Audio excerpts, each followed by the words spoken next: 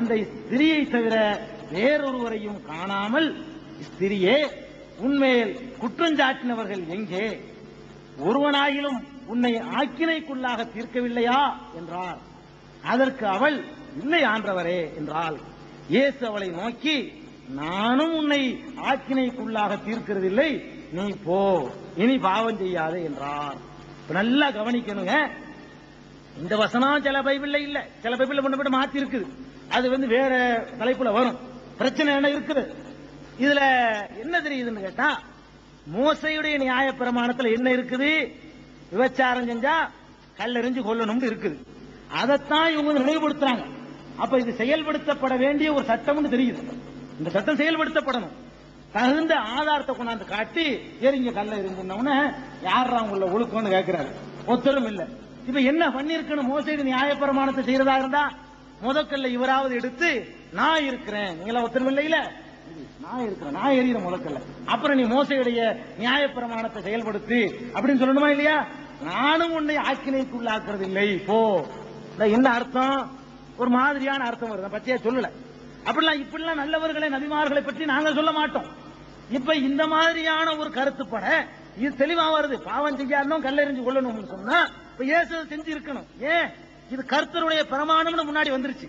இயேசு ஏன் இதை செஞ்சிருக்கணும்னு கேட்டா, இது மோசையுடைய நியாய பிரமாணத்துல உண்டான சட்டம். இது கண்டிப்பா கல்லெறிஞ்சு கொள்ளணும்ங்கிறது மோசையுடைய நியாய பிரமாணத்துல, எண்ணாகமத்துல, உபாகமத்துல எல்லாம், லேவியராகமத்துல எல்லாம் சொல்லப்படக்கூடிய சட்டம் இது. இந்த சட்டம் இயேசுவுக்கு தெரிந்து தெரியாம இருந்து தெரிவிக்கப்பட்டு தெரிஞ்ச பிறகு கூட அவர் செயல்படுத்தல என்று சொன்னா வேற மாதிரியான அர்த்தம் வருதா இல்லையா? பாருங்க.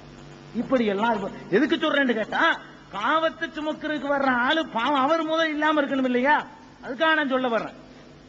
அது மாதிரி பொதுவா ஒரு மனிதனுக்குங்க சாந்த குணம் இருக்கணும். நல்ல மனுஷனுக்கு என்ன அளவுகோல்? சாந்த குணம் இருக்கணும். ஒரு எதுக்கு எடுத்தாலும் திடீர்னு முன்கோம் வரக்கூடாது. இதெல்லாம் பைபிள் சொல்லாட்டாலும் குர்ஆன் சொல்லாட்டாலும் எல்லாருக்கும் தெரிஞ்ச ஒரு விஷயம். இருந்தாலும் பைபிள்ல இருந்தா நான் சொல்றேன். சாந்த குணம் வேணுங்கிறதுக்கு நீதிமொழி 14:29 சொல்லப்படுது. சாந்த நீதிமொழியில 14வது அதிகாரம் 29வது வசனத்துல சொல்லப்படுறது என்னன்னு கேட்டா, சாந்த குணம் தான் வேணும். மோசமான முன்கோப குணம் மதியினம் அப்படின்னு சொல்லப்படுது. நீதிமொழிகள் 14:29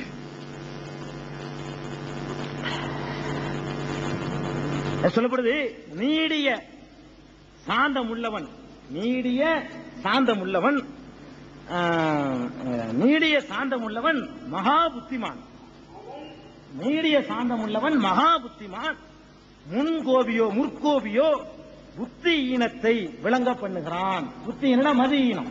முன்கோபியை பொறுத்த வரைக்கும் அவனை எங்க சேர்க்கணும்னு கேட்டா, அவன் மதி ஈனன், விவரம் இல்லாதவன், நல்லவன் இல்ல அப்படிங்கிற மாதிரியான ஒரு வாசகம் எதுல இருக்குது? நீதிமொழியில காணப்படுது. அதே நேரத்தில் இயேசுவை பொறுத்த வரைக்கும் முன்கோபம், பயங்கரமான முன்கோபம் அவருக்கு வந்திருக்கு. ஒரு சாந்த சுரூபியாக பைபிள் அவர் நமக்கு அறிமுகப்படுத்தல.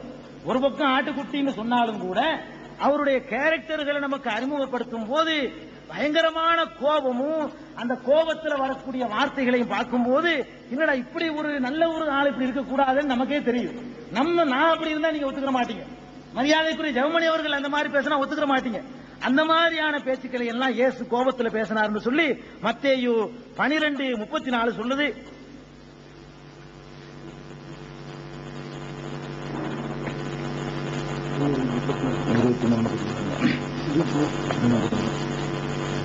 சரி பாருங்க, அவர் சொல்லியிருக்காரு 12:34, விரியன் பாம்பு குட்டிகளே, நீங்கள் பொல்லாதவர்களாயிருக்க நலமானவைகளை எப்படி பேசுவீர்கள்? இருதயத்தின் நிறைவினால் வாய் பேசும் அப்படின்னு சொல்லிட்டு ஒரு மனுஷனை பார்த்து, சீடர்களை பார்த்து விரியன் பாம்பு குட்டியே அப்படிங்கிற மாதிரியான ஒரு வார்த்தையை பிரயோகம் பண்றார். அதுக்கப்புறம் 23:33 சொல்றாரு,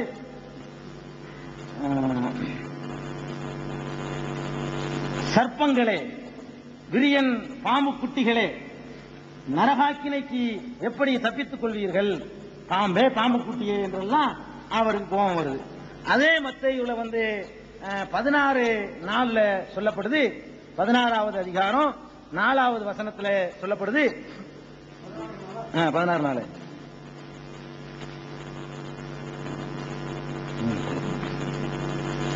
இந்த பொல்லாத அதுக்கு முந்தைய படிக்கிறேன். உதயமாகிற போது செவ்வானமும் மந்தாரமுமா இருக்கிறது, அதனால் இன்றைக்கு காற்றும் மழையும் உண்டாகும் என்று சொல்கிறீர்கள். மாயக்காரரே,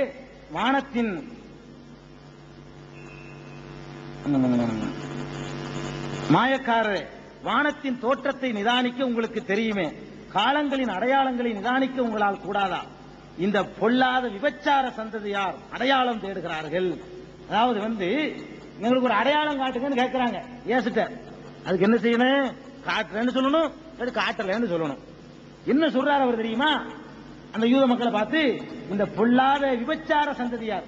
விபச்சார சந்ததியாருங்கிறது ஒரு மாதிரியான நாகரிக வார்த்தையில் இருக்குது. இதையே நம்ம குழாய் அடியில சாதாரணமா கேட்கறத நான் சொல்ல மாட்டேன். இப்படி ஒருத்தன் சொன்னான்னா என்ன அர்த்தம்? விபச்சார சந்ததிங்கிறது ரொம்ப லோவா உள்ளது. ரொம்ப கடுமையான கோபம் வரும்போது, சண்டை வரும்போது ஒருத்தனை பார்த்து ஒருத்தைய பார்த்து ஆம்பளை திட்டிக்கிறக்கூடிய வார்த்தை. ரொம்ப கீழ்த்தரமான ஒரு கலாச்சாரம் உள்ள மக்கள் பயன்படுத்தக்கூடிய வார்த்தை. என்னதான் இருக்கட்டுமே, பாவிகளேன்னு சொல்லலாம், அறிவு கட்டவன்னு கூட சொல்லலாம். ஒருத்தன் செய்து தப்புக்காக விபச்சார சந்ததி அப்பம் பாட்டம் 7 தலைமுறை இழுத்து பேசுறது நல்லதா? இது ஒரு நல்ல ஒரு பேச்சுக்கு ஒரு அளவுகோலா பேசிருக்காரு. எப்படி சொல்றாரு? இந்த பொல்லாத விபச்சார சந்ததியார் அடையாளம் தேடுகிறார்கள். எல்லாத்தையும் விபச்சார சந்ததிட்டாரு. இதுல என்ன தெரியுது? ஒரு சாந்த சொரூபமோ ஒரு அமைதி மாதிரியான ஒரு ஆளாகவும் நமக்கு தென்படலை. இதுல இருந்து பார்க்கும்போது நாம அப்படி நம்பல. குர்ஆன் அவரை இதெல்லாம் விட்டு பரிசுத்தப்படுத்து. அதை நம்ம பிந்தி சொல்லுவோம். குர்ஆனுடைய வசியத்தை சொல்லும் பொழுது சொல்லுவோம். குர்ஆன் அவரை ரொம்ப உயர்வான இடத்துல வச்சு பேசுது. ஆனால் இங்க என்னன்னு கேட்டா, விபச்சார சந்ததி ரொம்ப கீழ்த்தரமான ரொம்ப தெருப்புரிக்கையுடைய வார்த்தைகள்லாம் பயன்படுதுங்க. அதுபோக மத்தேயுல 21:19 இது ரொம்ப பெரிய நல்லா கவனிக்க வேண்டிய விஷயம். 1:19 சரி எழுதுறேன்.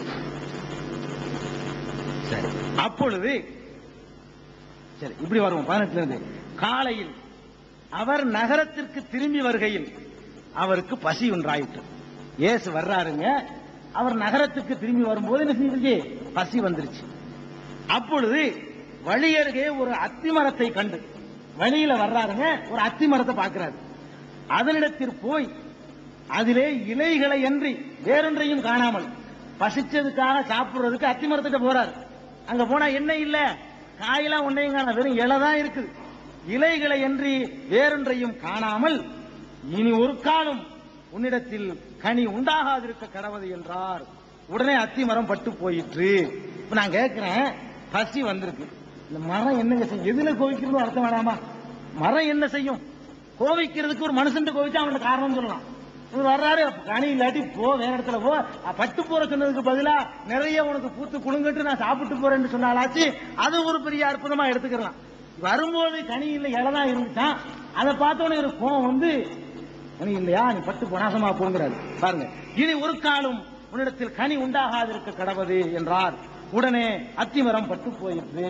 இதே மாதிரியான கருத்துக்கள் என்ன எல்லாத்தையும் ஒரு கருத்திலேயே வர்றதுனால இதேதான் மற்ற வசனங்கள் நாம் பெரும்படிக்கு புறப்பட்டு வந்த திரளான ஜனங்களை நோக்கி, விரியன் பாம்பு குட்டிகளே, வரும் கோபத்துக்கு தப்பித்துக் கொள்ள உங்களுக்கு வகை காட்டியவன் யார்? இது யாருன்னு கேட்டா, ஈசா அலைஹிஸ்ஸலாத்துக்கு ஞானஸ்நானம் கொடுத்தவர். ஈசா அலைஹிஸ்ஸலாத்துக்கு ஞானஸ்நானம் கொடுத்தவர் யஹ்யா இருக்காரா இல்லையா? அவரும் அதே மாதிரி சொல்றாரு. எப்படி?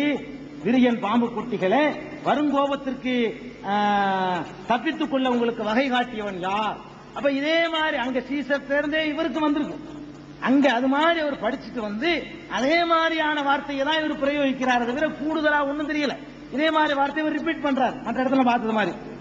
அது மாதிரி மார்க் 8:38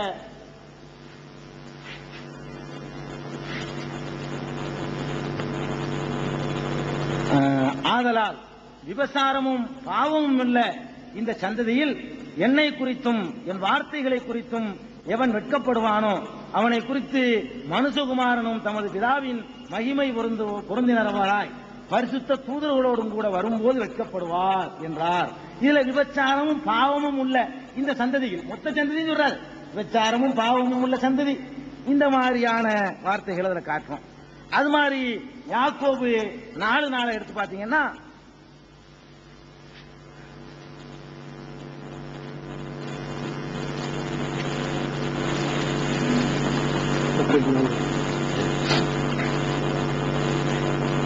விபசாரரே, விபசாரிகளே, உலக சிநேகம் தேவனுக்கு விரோதமான வகை என்று அறியீர்களா? ஆகையால் உலகத்திற்கு சிநேகிதனாய் இருக்க விரும்புகிறவன் தேவனுக்கு பகைஞனாகிறான் அப்படின்னு சொல்லிட்டு அவருடைய சுவிசேஷங்கள் எழுதின யாக்கோபு இந்த மாதிரி எழுதி வச்சிருக்கு. ஆக இதுல இருந்து நமக்கு தெரிய வர்றது என்னன்னு கேட்டா, ஒரு சார்ந்த சுரூபமான ஒரு ஆளாக அவருடைய குருநாதரையும் பார்க்க முடியல, அவற்றை சீடர்களையும் பார்க்க முடியல, அவரையும் பார்க்க முடியல. எதுக்கு எடுத்தாலும் கோபம், எதுல கோபப்படுறவங்களுக்கு தெரியாம இந்த மாதிரி இருக்குது. இது எல்லாத்துக்கும் மேல அவர் பாவிங்கிறத அவர் ஒப்புக்கொள்ளவும் செய்யறாங்க.